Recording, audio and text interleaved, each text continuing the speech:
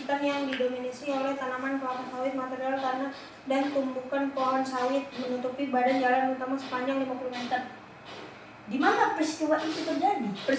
Peristiwa ini terjadi di Desa Makmur Jaya, Kecamatan Bukit Tinggi, Kabupaten Saluma. Titik longsor berada tepat di area perkebunan warga yang berbatasan langsung dengan jalan lintas antar desa. Dan kapan peristiwa itu terjadi?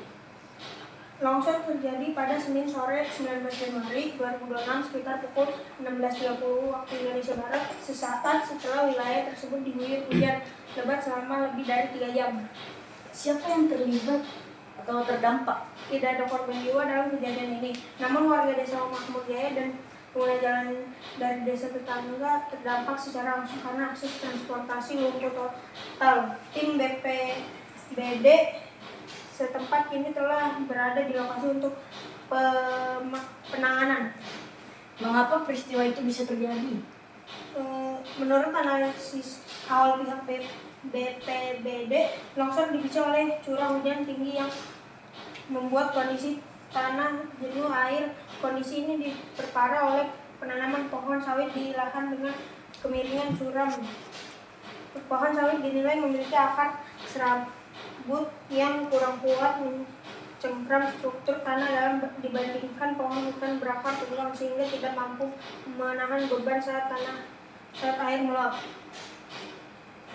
Bagaimana kronologi dan penanganannya? Kejadian bermula saat tebing tinggi setinggi 15 meter tiba-tiba ambrol dan membawa belasan batang pohon sawit ke arah jalan. Saat ini warga bersama petugas bahu-membahu membersihkan material menggunakan alat seadanya sambil menunggu alat berat tiba di lokasi. Pihak berwenang menghimbau warga untuk tetap waspada terhadap potensi longsor susulan mengingat cuaca ekstrim masih diprediksi terjadi hingga akhir pekan. Dan sekian laporan dari kami. Wassalamualaikum warahmatullahi wabarakatuh. Sama Akna ya guys ya. Ini salah apa? Kenapa? Ada orang makan guys.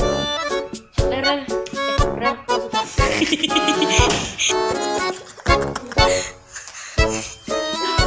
Allah.